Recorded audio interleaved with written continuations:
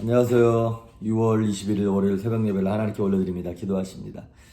언제나 좋으신 하나님 감사합니다. 그 선하신 하나님 우리 인생 속에 간섭하시고 개입하셔서 우리 연약함과 부족함을 가려주시며 감춰주시며 그리스도의 보혈로 덮어주심으로 마귀가 주는 사망의 화살에 우리를 보호하시며 생명으로 기쁨으로 평강으로 인도하심을 감사합니다.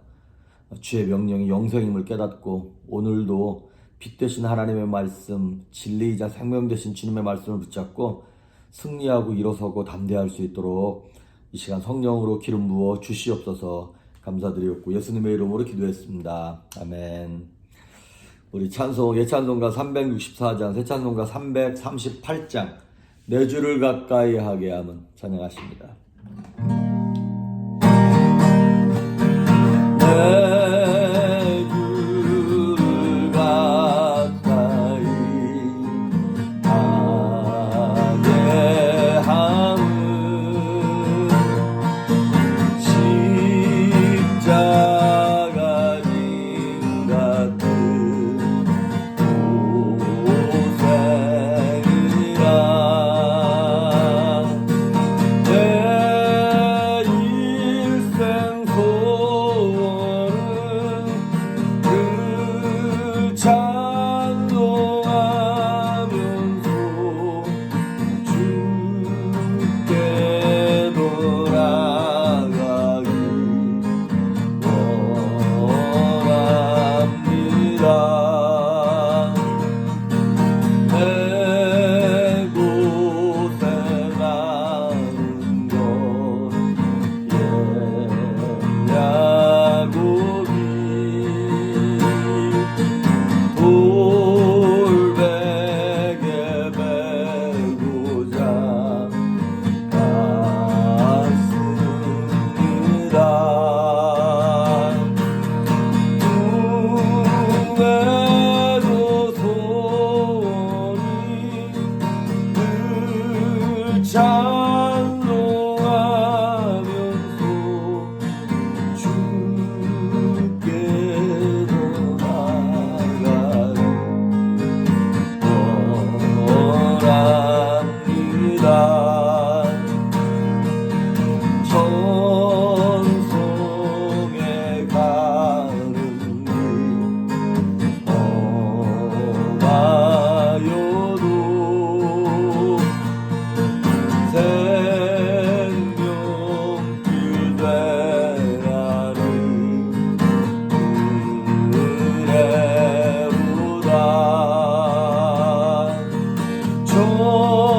천사랄 부르니 늘 찬송하면서 주께 돌아가기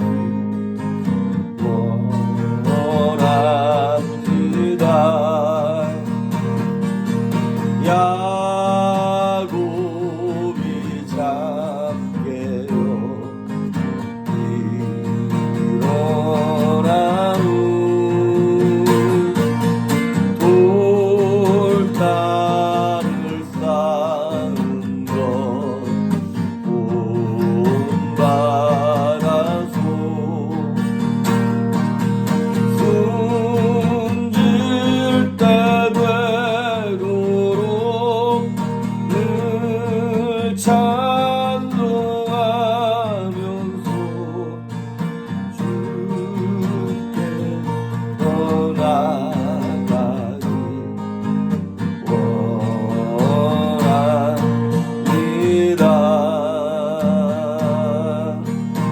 아멘.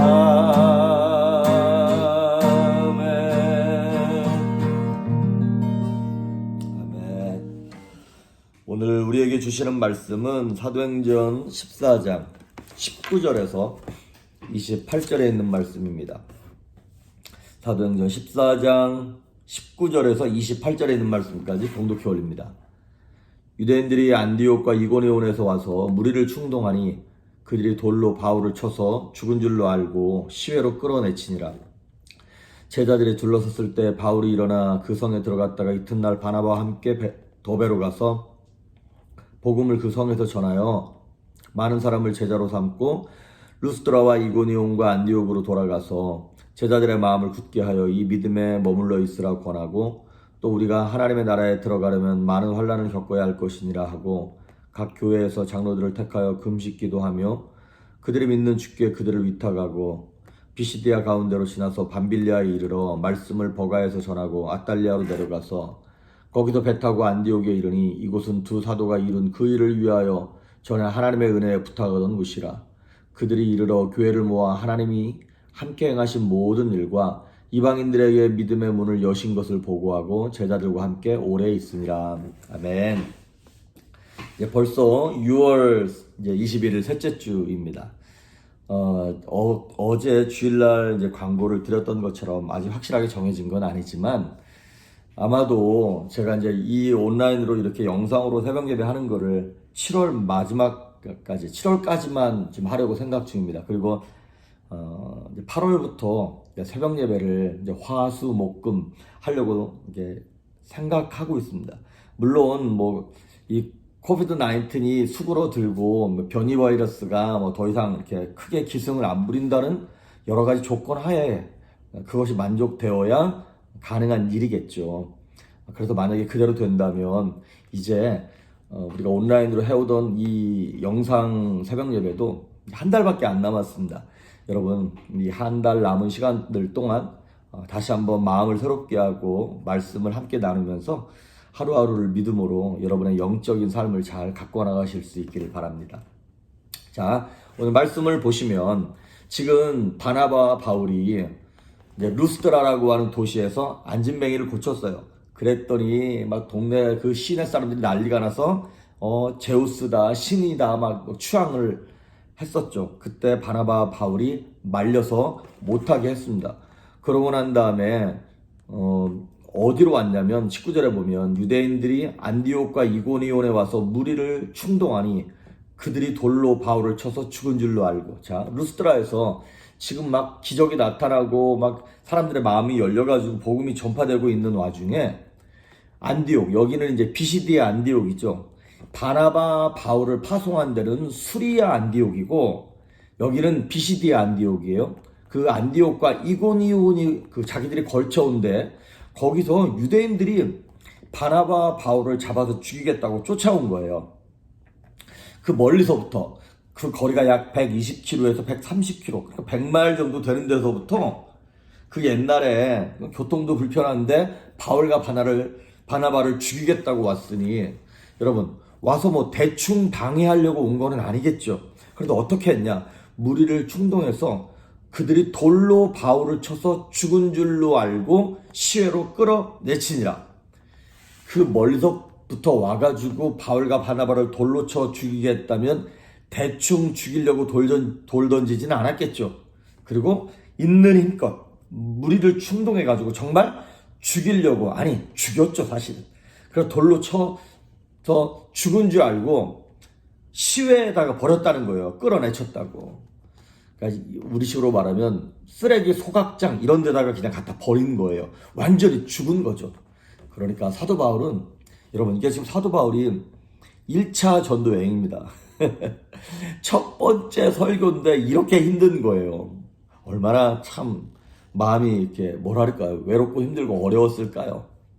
근데 20절에 보니까 제자들이 둘러섰을 때에 바울이 일어나 그 성에 들어갔다가, 지금 바울이 죽은 줄 알고 누워있는데 그동안 이렇게 가르쳤던 제자들이 바울을 쫓아가가지고 우리 스승님 죽었나 살았나 지금 이렇게 삥 보고 있는 거 아니에요? 얼마나 망연자실했을까요? 그런데 바울이 그냥 일어났어요. 툭툭 털고 일어났죠. 그리고 어떻게 했냐면 그 자기를 죽였던 그 동네 루스드라로 시내로 다시 들어간 거예요. 두려웠을 텐데 어떻게 다시 글로 들어갔을까? 이제 1차 선교 여행인데 이렇게 힘들면 2차, 3차는 어떻게 가라고. 그래서 나중에 사도 바울이 고린도전서에도 그렇고 자기가 뭐 태장으로 몇 번 맞고 40의 하나 감한말을 몇 번 맞고 막 강도의 위험, 죽음의 위험 막 이런 것들을 쭉 얘기합니다. 심지어 고린도후서 1장 8절 9절에 보면 바울이 그렇게 얘기했어요. 내가 살 소망이 끊어졌다고. 마음에 사형 선고를 받아서 더 이상 살 수 없는 지경에까지 갔다고. 아마도 이 이거를 보고 얘기한 것 같아요. 자기가 당한 돌 맞아 죽어가지고 뭐 돌 누군가를 죽이려고 던질 때 조그마한 조약돌 던졌겠습니까? 짱돌 집어가지고 던지지 않았겠어요? 얼마나 아프고 힘들었을까요? 근데 21절에 보니까 그 성에 들어갔다가 21절 복음을 그 성에서 전하여 또 복음을 전했어요. 많은 사람을 제자로 삼고, 사람들을 제자로 삼았다는 얘기가 나오는데 제자로 삼으려면 하루 이틀 뭐 성경 공부하고 하루 이틀 예배도 되는 건 아니죠. 그러니까 아마도 이 1차 전도 여행이 한 2년에서 3년 정도 걸린 걸로 예측하고 있거든요. 그러니까 바울이 루스드라, 뭐 비시디아, 안디옥, 더베 이런 데를 적어도 6, 7개월씩 이렇게 돌아다니면서 제자를 삼았던 것 같아요. 그래서 많은 사람을 제자로 삼고 루스드라와 이고니온과 안디옥으로 돌아갔어요. 자기가 핍박받고 유대인들에게 쫓겨서 도망갔던 그 도시들을 하나하나 다시 짚어서 돌아간 거예요. 상처가 있고 아픔이 있는 곳일 텐데 거기를 또 다시 간다? 그 얘기는 무슨 얘기입니까? 비록 힘들긴 했지만 그것이 자기한테 상처가 되지 않았다는 거예요. 아픔이 되지도 않고 시험이 되지도 않았다는 거예요. 우리 많은 경우에 누군가에게 시험받고 상처받고 막 아픔을 겪고 나면 그 사람이 사는 동네, 뭐 그 사람이 자주 가는 마트 이런 데를 가지도 않잖아요. 그런데 바울은 그게 자기를 막지 못하는 거예요. 복음을 전하고 하나님의 영광을 드러내는 일들을 자신의 상처, 아픔, 눈물 이런 것들이 막지 못할 만큼 내 안에서 생명이 살아서 막 흘러나가는 거예요. 이거를 전하지 않으면 안 되는 거예요. 비시디아, 안디옥, 이고니온, 루스드라 여기 다 자기가 몇 개월씩 머물다가 다시 왔던 데인데 돌아가면서 다시 뭐 하려고요? 자기들이 옛날에 복음을 전하고 가르쳤던 제자들이 똑바로 신앙생활하고 있나? 그걸 다시 확인하고 싶은 거예요. 얼마나 영혼들을 향한 열정과 사랑이 큰지 참 목사로서 부끄럽고 창피한데 바울의 이런 모습들 때문에 하나님이 바울을 너무나 기쁘게 여기셨죠. 더군다나 이 사도 바울이 1차 전도여행을 한 바퀴 쭉 갔다가 찍고 돌아온 데가 어디냐면 루스드라하고 더베가 끝이거든요. 그런데 그 루스드라와 더베에서 조금만 더 가면 사도 바울의 고향인 길리기아 다소가 나옵니다. 그러니까 조금 더 가서 차라리 자기 고향에 가서 좀 쉬었다가 뭐 아는 사람들 보고 놀기도 하고 그럴 수도 있는 것 아니겠어요? 그런데 바울은 그렇게 하지 않았어요. 고향에 가지 않고 자기 할 일만 아는 거예요. 그리고 22절에 보면 왜 그러면 다시 왔던 데로 돌아갔냐? 제자들의 마음을 굳게 하여 이 믿음에 머물라 권하고 또 우리가 하나님의 나라에 들어가려면 많은 환난을 겪어야 할 것이라 하고 그들의 연약한 마음을 다시 굳게 세워주게 하려고. 거기에 23절에 보면 각 교회에서 장로들을 택했다 그랬어요. 그러니까 여기서 말하는 장로는 뭐 지금 우리가 말하는 그런 장로님, 안수 집사님 뭐 이런 분들일 수도 있겠지만 그냥 교회 리더들, 우리식으로 말하면 목자들이 맞을 수도 있겠죠. 아니면 뭐 이런 교회를 세워놨으니까 거기를 책임질 전도사, 뭐 담당 목사 이런 사람을 세운 것일 수도 있겠고. 그러면서 두 가지를 얘기했어요. 마음을 굳게 해서 믿음에 거하라. 두 번째는 하나님 나라에 들어가려면 우리는 많은 고난을 겪어야 한다. 이 두 가지. 우리가 지금 말하는 것처럼 예수 믿으면 복 받는다, 만사 형통이다 이것을 얘기한 것이 아니라 흔들리지 말라는 거예요. 고난이 와도 포기하지 말라고 하는 것입니다. 그렇습니다. 성경의 뉘앙스를 보면 고난을 이겨내라 이런 뉘앙스가 아니고 고난을 견뎌라 이런 뉘앙스가 나옵니다. 왜냐하면 이 땅을 사는 동안 고난은 끝이 없기 때문에 그렇습니다. 우리가 이 땅을 사는 동안은 마귀의 공격이 끊임없이 이어지기 때문에 그 고난이 끝나지 않는다라고 하는 의미인 것입니다. 그런데 우리는 고난을 견뎌낼 능력이 있나요? 우리는 어떻게 하면 고난을 견뎌낼 수 있나요?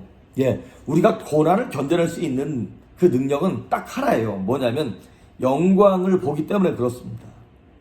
믿는 사람들과 안 믿는 사람들이 고난을 견뎌내는 차이가 바로 거기에 있습니다. 안 믿는 사람들은 비교할 영광이 없기 때문에 못 견뎌요. 하지만 우리는요, 이 고난의 시간이 지나가고 난 다음에 그리고 이 고난을 지나가면서 하나님 우리와 함께 하시고 이것이 끝나고 난 다음에 우리에게 다가올 하나님의 영광이 있기 때문에 버티고 견디고 참아내는 것 아니겠습니까? 산모들이 해산의 고통이 심해도 또 둘째 아이, 셋째 아이를 갖는 이유는 그 낳고 난 이후에 아기가 주는 기쁨으로 인하여 그 고난을 견디는 것 아니겠습니까? 우리가 지금 1년 넘게 1년 반 가까이 이 코로나 때문에 어려움을 겪고 있습니다. 근데 우리 교회 전체 부서 가운데 모든 부서가 다 영향을 받고 힘들고 어렵지만 가장 난감한 부서 중에 하나가 어디냐면 대학부입니다. 카리스마 대학부. 10년 전에 2011년 가을부터 대학부를 시작해서 성경 공부를 하고 리더를 훈련해서 쭉쭉쭉 10년 동안 하면서 탄력을 받아가지고 어찌 보면 해마다 좀 이렇게 이 사이즈가 커지기도 하고 좀 수월하게 갔어요. 리더들이 계속 리더를 훈련하고 양육하면서 점점 쉽게 왔거든요. 그런데 1년 반 동안 딱 끊기면서 신입생이 안 들어오니까 1학년 했던 애가 1학년 첫 학기 마쳤던 애가 지금 이제 3학년 첫 학기가 돼야 되는 거고, 그러니까 지금 2년이라고 하는 시간이 거의 이렇게 흘러가면서 이게 흘러가질 않는 거예요. 흐름이 끊긴 거예요. 그러니까 올해 가을부터 다시 대학부를 시작해야 되는데 이거를 옛날만큼 그런 열정과 열망과 이런 것들을 막 끌어올려서 다시 그 아이들에게 다가서야 되는데 이걸 어떻게 해야 될까 고민도 많이 되고 걱정도 많이 되고 있습니다. 그럼에도 불구하고 이걸 포기하지 않고 사실 대학부 안 해도 돼. 우리 교회 전체적으로 봤을 때 이제는 장년부가 많으니까 청년부가 있으니까 밀어붙여 그렇게 가려고도 갈 수는 있어요. 하지만 하나님께서 우리 교회에 주신 사명 중에 하나가 예배와 젊은이와 선교 아닙니까? 근데 그 젊은이의 가장 핵심에 버클리 대학교가 있거든요. 그것을 샘물같이 솟아나는 그 샘이 막혀버리면 우리 교회 전체의 영적인 흐름이 마치 피가 흘러가다가 동맥경화로 딱 막히는 것 같은 느낌이 들더라고요. 그래서 힘들고 어려워도 체력이 딸리고 피곤해도 이거 다시 한번 온 에너지를 쏟아서 이거 살려야 된다라고 하는 그런 절박함이 있습니다. 고통스러워도 왜 그런가요? 영광을 받기 때문에 그렇습니다. 젊은 친구들에게는 말씀을 전하면 전하는 족족 이 친구들이 변해요. 이 친구들이 하나님께 돌아온단 말이죠. 청년부만 돼도 얘네들이 벌써 머리가 커가지고요 잘 안 받아들여요. 벌써 돈 맛을 받고요 직장 연애 결혼 이것 때문에 생각이 흐트러지고 순수하지 않아요. 얘네들이 더러워요. 청년들한테 미안한데 얘네들이 예전 같지 않아요. 그러니까 속상해. 걔네들을 보면서 마음이 너무 상해. 그래서 어쨌든 이 샘물 같은 대학생들에게 젊은이들에게 다시 복음을 전해서 온 교회를 새롭게 하고자 하는 그 영광을 바라보면서 고난을 견디는 것, 어쩌면 사도 바울이 그런 마음과 심령으로 하나님의 나라에 들어가려면 많은 고난을 겪어야 되고 마음을 굳게 해서 믿음에 거하십시오라고 사도 바울이 그렇게 얘기하고 난 다음에 처음에 자기가 갔던 대로 다시 삥 돌아옵니다. 돌아오면서 25절에 말씀을 버가에서 전하고 아탈리아로 내려가서 거기서 이제 배 타고 안디옥으로 다시 수리아 안디옥으로 돌아갔어요. 그러니까 처음에 출발할 때 그 구브로 섬 거기만 빼놓고 왔던 대로 다시 돌아간 거예요. 그러고 난 다음에 26절에 보면 두 사도가 이룬 그 일을 위하여 전에 하나님의 은혜에 부탁하던 곳이라, 거기가 어디냐면 안디옥이라는 거예요. 거기로 돌아가서 처음 출발한 곳으로 돌아와서 27절 그들이 이르러 교회를 모아 하나님이 함께 행하신 모든 일과 이방인들에게 믿음의 문을 여신 것을 보고하고 제자들과 함께 오래 있으니라. 하나님이 무슨 일을 하셨나, 그리고 이방인들에게 믿음의 문을 어떻게 여셨나를 그 사람들과 함께 간증하면서 선교 보고를 하는 내용으로 바울의 1차 선교 여행이 마무리됩니다. 그리고 28절에 제자들과 함께 오래 있으면서 다시 한번 충전하는 시간을 갖고 이제 좀 있다가 곧 2차 선교 여행을 떠나게 되는 것이죠. 오늘 말씀을 잘 생각하면서 여러분 믿음에 머무시기를 바랍니다. 세상과 타협하지 말고 마음과 심령이 오염되지 말고 하나님의 나라에 들어가려면 환난이 당연한 겁니다. 고난이 당연한 겁니다. 이거를 하나님 주신 능력으로 잘 견뎌내심으로 거룩한 인생으로 칭찬받는 여러분 될 수 있기를 주의 이름으로 축복합니다. 기도하십니다. 좋으신 하나님 감사합니다. 믿음 안에서 견디게 하시고 승리하게 하시며 신음의 영광을 드러내므로 그 영광 때문에 환난을 능히 이길 수 있도록 온 성도들에게 성령의 충만함을 허락하여 주시옵소서. 영광을 보는 눈을 허락하여 주시옵소서. 감사드리옵고 예수님의 이름으로 기도했습니다. 아멘.